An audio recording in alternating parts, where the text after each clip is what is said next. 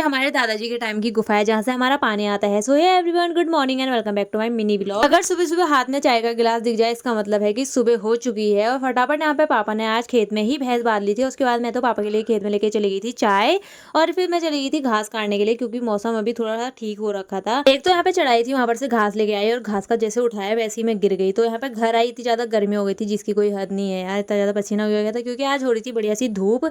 उसके बाद मैं चली गई थी पापा के लिए मचान में खाना लेके। पापा वहाँ पे काम कर रहे हैं इसलिए खाना मैं वहीं पे लेके गई थी, मतलब ये सुबह का नाश्ता था। उसके बाद मैं और चाची गए थे होटल में, यहाँ पे हमने झूला भी झूला। चाची को झूला झूलने में इतनी ज्यादा डर लग रही थी क्या ही बताऊं। उसके बाद मैं और चाची आ गए थे घर को क्योंकि मौसम बढ़िया हो रहा था। घर आते ही आ गई थी बारिश, और आमा को बारिश में भी चैन नहीं है। देखो शादी तो हमारे परिवार में किसी की हो नहीं रही है, इसलिए हम यहाँ पे शामिल हो गए थे चींटियों के बारात में। और ये देखो बहुत ज्यादा पुरानी फोटो है जिसमें हमारी आमा लोग धान सा रहे हैं। उसके बाद मैं और चाची चले गए थे घास काटने के लिए। देखो ये जो गुफा जैसी दिखने वाली चीज है ये है नहर की एक पट्टी। ये बहुत ज्यादा पुरानी है हमारे दादाजी के टाइम की, और ये कोई सीमेंट से नहीं सिर्फ मिट्टी और पत्थरों से अटकी है, और इतनी ज्यादा टाइट है क्या बताऊं। उसके बाद मैं और चाची तो आ गए थे यहाँ पे घास लेके। हमने घास भी काट लिया था फटाफट। यहाँ पे मैंने घास का गट्ठा बिछाया और चाची नहर से आ रही थी क्योंकि नहर की पट्टी पूरी फिसलन वाली हो रही थी। घर आते ही इतनी ज्यादा गर्मी हो गई थी क्या ही बताऊं। चलो जी आज के लिए इतना ही, नेक्स्ट डे मिलेंगे।